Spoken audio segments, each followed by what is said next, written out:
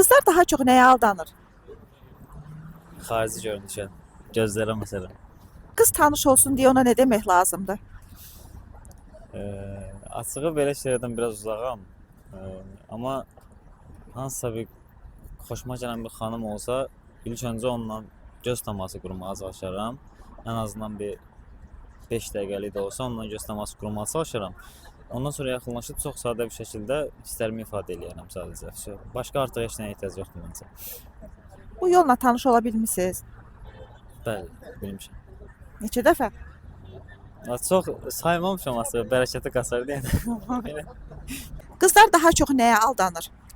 Məncə xoş bir sözə, xoş bir kəlama, yəni onların ən yaralı yeridir məncə.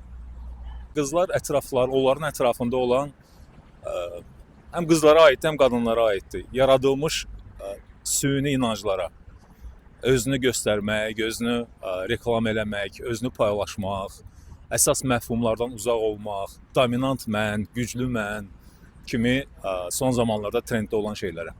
Qızlar daha çox nəyə aldanır? Qızlar nəyə aldanır? Yəqin pula aldanırlar. Başqa nə deyə bilərəm? Pul. Qızlarla tanış olanda nə demək lazımdır ki, tanış olsunlar? Yəni normal bir şəxs olaraq əvvəla özümüzü tanıtmaq lazımdır. Ondan sonra normal şəkildə yaxınlaşmaq lazımdır. Nə demək lazımdır? Nə demək lazımdır? Yəqin ki, bir iltifat eləmək lazımdır ilk birinci, ondan sonra. Yazıq qızlar. Yazıq.